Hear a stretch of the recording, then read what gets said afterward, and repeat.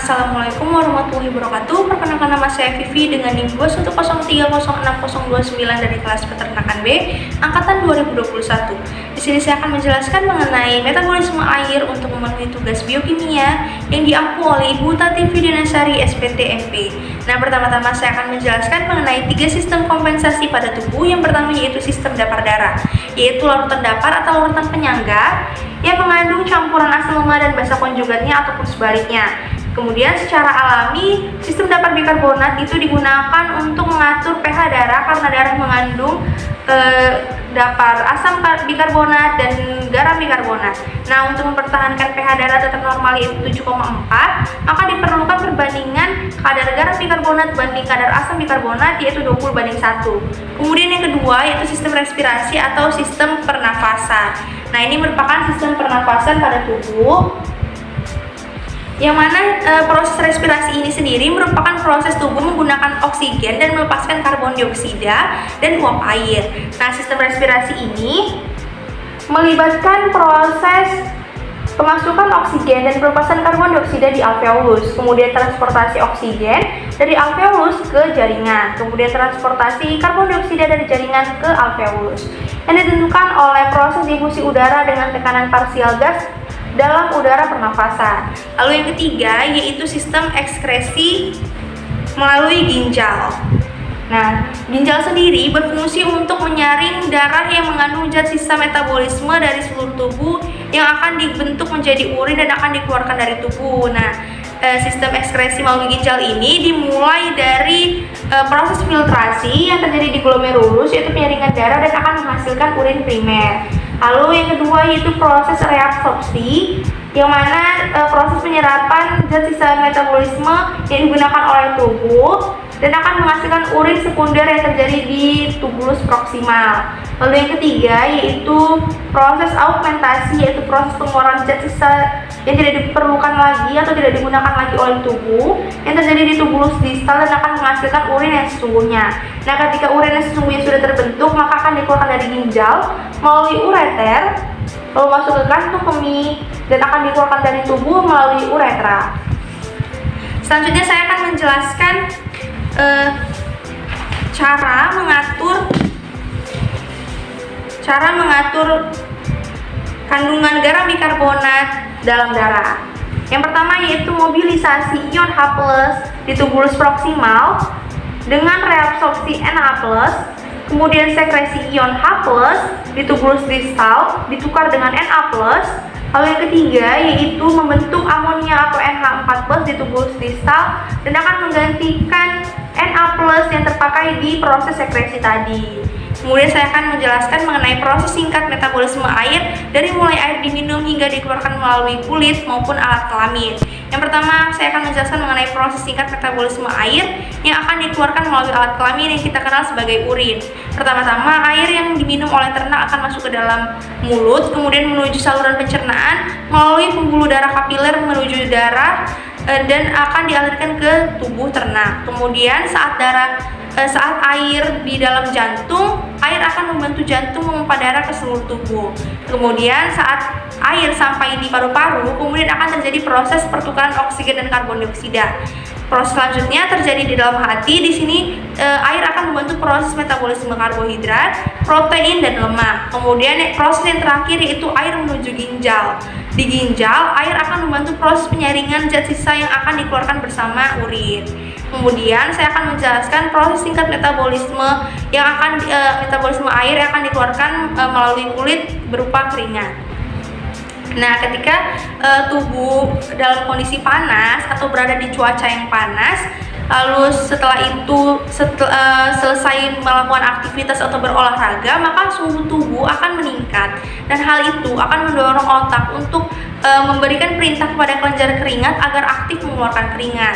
Nah, keringat dikeluarkan kulit melalui kelenjar keringat yang terletak di lapisan dermis kulit. Nah, kelenjar keringat akan mengeluarkan 5-10% cairan dari seluruh zat sisa metabolisme tubuh. Nah, air akan diserap oleh serabut syaraf yang terdapat di pangkal kelenjar keringat. Selain itu, serabut syaraf tersebut juga menyerap mineral dan produk pembuangan metabolisme seperti asam amino, urea, dan asam laktat dari kapiler darah. Kemudian semua zat tersebut akan bercampur dan akan membentuk keringat dan akan dikeluarkan ke permukaan kulit. Kemudian yang ketiga, saya akan menjelaskan mengenai sumber air yang terdapat pada ternak. Yang pertama yaitu air minum, yang mana berupa air segar yang diberikan kepada ternak saat ternak mengalami kehausan atau merasa kehausan. Yang kedua yaitu air yang terkandung dalam makanan. Nah, pada ruminansia, air yang terkandung dalam makanan berupa hijauan merupakan zat sumber air utama bagi tubuhnya. Sedangkan pada unggas terdapat sedikit atau bahkan tidak ada air yang terkandung pada pakannya karena pakan unggas cenderung kering. Kemudian yang ketiga yaitu air metabolik. Nah, air metabolik ini merupakan air yang berasal dari luar tubuh ternak yang kemudian dimanfaatkan oleh setiap sel untuk melakukan proses metabolisme. Nah, air metabolik ini sendiri biasanya diproses di dalam tubuh ternak itu. Kemudian yang keempat, saya akan menjelaskan bagaimana cara menghitung air metabolik. Nah, berikut ada soal, yaitu bila suatu ransum mengandung 10% protein, 20% lemak, dan 55% karbohidrat, maka hitunglah jumlah air metabolik yang dihasilkan untuk setiap 100 kilokalori energi metabolik. Nah, pertama-tama kita akan mencari air metabolik dalam 100 gram ransum. Nah, di sini kita mengubah 10% protein tadi menjadi 10 gram protein, kemudian dikali 4. Nah, 4 ini didapat dari rata-rata kalori. Nah, kalori pada protein itu 400 dibagi 100 dan didapat hasilnya 4. Jadi 10 dikali 4 hasilnya 40 kilokalori. Kemudian yang kedua yaitu lemak. Nah, lemak tadi 20% kita ubah menjadi 20 gram lemak dikali 9. Nah, 9 ini didapat dari rata-rata kalori. Pada tabel 900 dibagi 100 dan hasilnya 9. Jadi 20 dikali 9 yaitu 180 kilokalori. Kemudian yaitu karbohidrat 55%. Kemudian 55 gram karbohidrat dikali 4. Nah, pada tabel tuh karbohidrat 400 dibagi 100 jadi hasilnya 4. Nah, 55 dikali 4 sama dengan 220 kilokalori. Kemudian dijumlahkan semuanya dan didapat hasilnya 440 kilokalori. Kemudian kita akan mencari air metabolik dari karbohidrat, protein, dan lemak yang tadi sudah kita dapat dengan cara mengalihkan 40 kilokalori protein tadi dikali dengan 0,105. Nah, 0,105 ini kita dapat dari mana? 0,105 ini kita dapat dari tabel air metabolik per 100 kilokalori energi metabolis pada protein. Nah, 10,5. Nah, kita akan mencari 1 kilokalori. Jadi 10,5 ini dibagi dengan 100. Jadi didapat hasilnya 0,105 dan 40 dikali 0,105 hasilnya 4,2 gram air metabolik. Kemudian yang kedua yaitu pada lemak, didapat 180 kilokalori lemak dikali 0,111. Nah, 0,111 ini kita dapat dari tabel ini, tabel pada lemak 11,1 dibagi 100 hasilnya 0,111, kemudian dikalikan dan didapat hasilnya 19,98 gram air metabolik. Kemudian yang ketiga yaitu karbohidrat 220 dikali 0,15. 0,15 ini dapat dari tabel karbohidrat yaitu 15 dibagi 100, yang mana hasilnya yaitu 33. Jadi semuanya ditotalkan dan didapat hasilnya 57,18. Kemudian dibulatkan menjadi 57, yang mana setiap 1 kilokalori energi ransum akan menghasilkan 57 gram air metabolik. Kemudian bila energi dalam ransum 100 kilokalori energi metabolik, maka air metabolik yang dihasilkan adalah 40 ini kita dapat dari yang kita cari tadi, 40 protein dikali dengan 10,5. Nah, 10,5 ini kita dapat dari air metabolik ini tadi, protein 10,5. Jadi 40 dikali 10,5 hasilnya 420. Kemudian 180 dikali 180 lemak ini kita dapat dari sini, dikali 11,1 didapat dari tabel ini, tabel lemak. Hasilnya itu 1998. Kemudian yaitu karbohidrat 220 dikali 15 didapat dari tabel ini, 15 tabel karbohidrat. Hasilnya 3300. kemudian dijumlahkan dan hasilnya yaitu 5.718 gram air metabolik. Kemudian 5.718 ini akan dibagi dengan 440, didapat dari sini 440. Kemudian hasilnya 12,9 gram dalam 100 kilokalori energi metabolik, atau dibulatkan menjadi 13 gram air metabolik untuk setiap 100 kilokalori energi metabolik. Kemudian yang kelima, saya akan menjelaskan mengenai faktor yang mempengaruhi sistem ekskresi.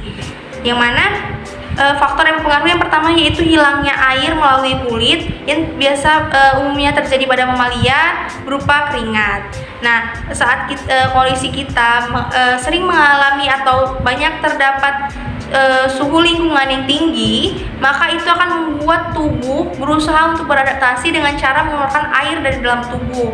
Nah, tujuan pengeluaran air itu sendiri yaitu untuk mendinginkan kulit, dan itu merupakan salah satu bentuk adaptasi yang dilakukan oleh tubuh. Selanjutnya yang kedua yaitu hilangnya air melalui ginjal, yaitu berupa urin. Nah, pakan yang memiliki kadar protein dan mineral yang tinggi akan meningkatkan hilangnya air melalui kencing. Nah, hasil akhir metabolisme pada protein ini sendiri berupa urea.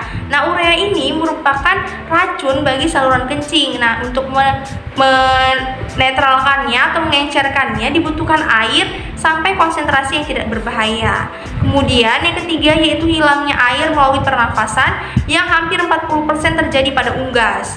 Nah, hilangnya air melalui pernafasan ini biasa disebut dengan istilah terengah-engah. Nah, ketika kita terengah-engah, maka kita secara tidak sadar akan membuka mulut dan uap air akan keluar. Nah, ketika air menguap dari dalam tubuh, maka air metabolik dalam tubuh akan menjadi rendah, sehingga tubuh memerlukan asupan air.